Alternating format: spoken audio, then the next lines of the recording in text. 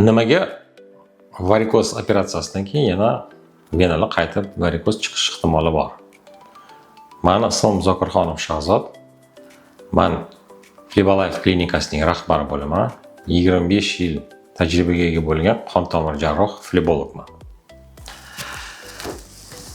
Ko'pchilik bemorlarimiz beradigan savol bu operatsiya qildirsam yana orqamda varikozlar chiqib ketmaydimi? Varikoz chiqmasligiga garantiya berasizlarmi?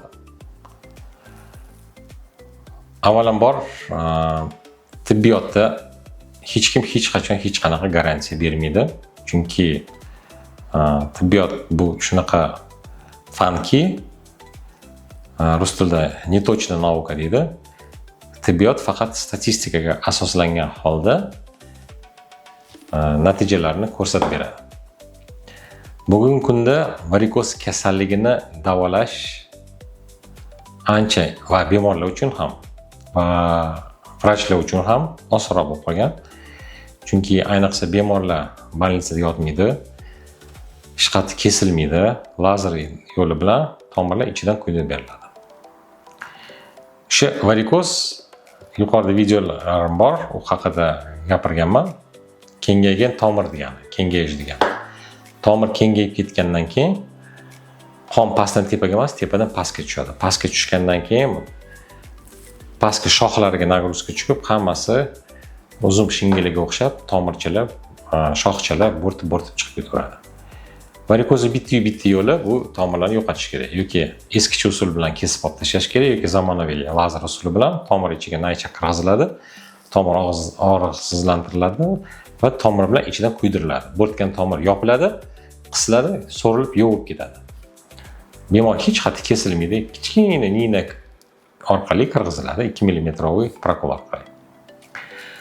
Varikoz tomir yo'q bo'ldi deylik, tomirlar so'rilib yovib ketdi deylik. Hamma bemorda qaytib chiqish ehtimoli bo'lishi mumkin. Sababi ikkita. Bu kasalligining o'zini hisobiga va bemorni o'zini xavf omillariga bog'liq, kasalligini qaysi darajadaligiga bog'liq, ko'p kamligiga bog'liq va ikkinchisi bu taktik xato, ya'ni operatsiya qilayotganda o'sha qaysidir tomir qatadir yaxshi quydirilib ketmagan, qolib ketgan. Ikkinchi bu taktik xato. Bu endi ko'proq vrach qaysidir tomirni chala qilib ketgan, chala quydirib ketgan yoki chala kesib ketgan, shuni hisobida yana qaytib chiqish ehtimoli bor. Birinchi omil haqida gaplashamiz. Bu organizm, bemor organizm. Keling, o'sha bemor operatsiya bo'ldi, hamma tomirlar yo'qotildi. 2-3 yildan keyin bemor yana kelyapti. Yangi joyimda yana varikoz chiqdi. Operatsiya qildim ko'p. To'g'ri, yangi joydan chiqish ehtimoli bor. O'sha operatsiya qilgan mahal sog'lom tomir 3 yildan keyin yana varikoz kengayib tomirga aylanishi mumkin. Chunki varikoz kasalligi bu surunkali kasal. Kasallik organizmda umrining oxirigacha qoladi. Nasldan o'tadigan kasal, farzandlarga o'tadi. Nimaga kelib chiqadi? Chunki bemorlarimizda ko'pchiligi o'sha xavf omillari ham saqlanib qoladi. Bemor vazni ko'payadi.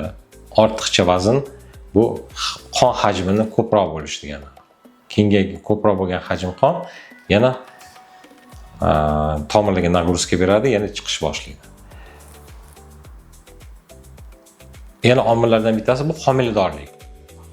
Yana operatsiyadan keyin 2-3 yildan keyin yana homiladorlik bo'lsa, homiladorlik hisobiga, chunki homiladorlik o'zi sabab bo'ladi. Yangi tomirlarda varikoz paydo bo'lishi mumkin. Bu normal holat varikoz bemorlar uchun. O'shaning uchun har doim aytaman bemorlarga, agar naslingizda bo'lsa yoki operatsiya bo'lib o'tib, yana operatsiya varikoz yoki operatsiya bo'lib o'tib, yana homiladorlik bo'lmoqchi bo'lsangiz, albatta homiladorlik vaqtida birinchi kundan boshlab varikoz bo'lmagan taqdirda ham oyog'ingizga ikkinchi klass kompressionli chulki kiyib yuringlar. Chunki kompressionli chulki yuzaki tomirlardagi qonni chuqur venaga tashlab beradi. O'shaning uchun yuzaki tomirdagi venadagi qon nagruzkasi kamayadi, pasayadi. Mayda tomirlar chiqishi mumkin, lekin bo'rtgan tomirlar ancha chiqish ehtimoli kamayadi.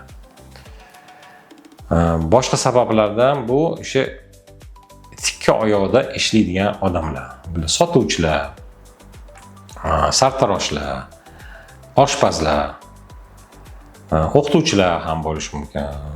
Xirurglar bizda ham ko'p uchraydi bunaqa varikoz kasalliklar. Chunki operatsiya bo'lganiga qaramasdan shu tikka turgan holatda o'sha oyoq tomirlariga nagruzka tushadi va boshqa tomirlarda ham varikoz bo'lishi mumkin.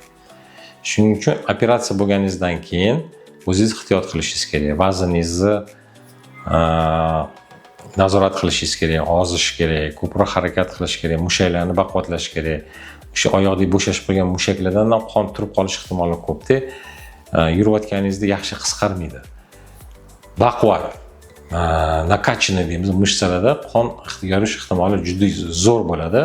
Shuning uchun varikoz chiqish ehtimoli bu ayol odamlarda ancha kam bo'ladi. Ayol erkakma farqi yo'q. Shuning uchun mushaklarni, oyoqdagi mushaklarni kachat qilib mustahkam qilinglar. Va o'sha ko'p ishlaydigan, tikka oyoqda ishlaydigan bo'lsanglar, iloji bo'lsa ish almashtiringlar yoki turgan holatda harakat qilinglar. Ish vaqtida kompressionniy chubki golfinglar kiyinglar.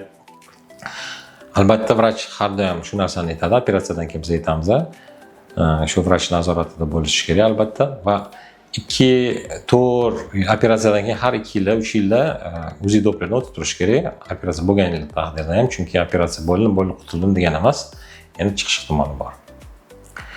Bu o'sha aytganimdek, organizm va varikoz kasalligi hisobiga yana qaytalanish chiqib bo'lish ehtimoli. Ikkinchi sabablardan bu aytganimdek taktik holat. Ko'pincha o'sha eski bir necha yil, 10 yil, 20 yil, hozir ham ayrim klinikalarda xirurgik yo'li bilan varikoz davolashadi. Varikozni o'sha kesib, tepadan pastdan kesim qilib, tomir sug'urib olib tashlaydi. O'sha sug'urib olib tashlaganda ayrim tomirchilar qolib ketadi. O'sha qolgan tomirlardan yana varikoz kelib chiqaveradi. Bu o'sha xirurgik operatsiyaning eng katta kamchiligi. Chunki bu operatsiya UZI nazoratida qilinmaydi. O'sha qirg'izib, tiqib, kesib, sug'urib olib tashlanadigan operatsiya hisoblanadi. Достаточно travmatik operatsiya, shuning uchun qaytib chiqish ehtimoli juda yuqori. Lazer operatsiyadan keyin qaytib chiqish ehtimoli kam, chunki bu ultratovush nazoratida qilinadi.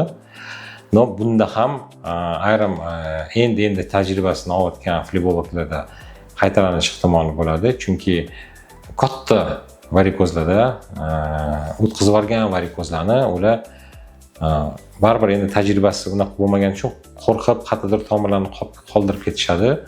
Shu tomirlardan yana qaytib chiqish ehtimoli yana chiqishi mumkin.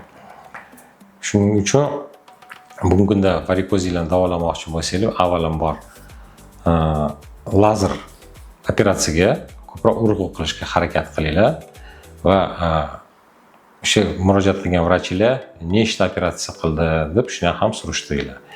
Agar 400 ta 500 tadan ortiq operatsiya qiladigan bo'lsa, yaxshi tajribali flebolog hisoblanadi.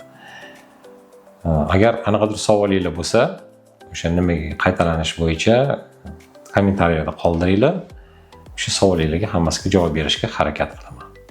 Xayr, sog' bo'linglar.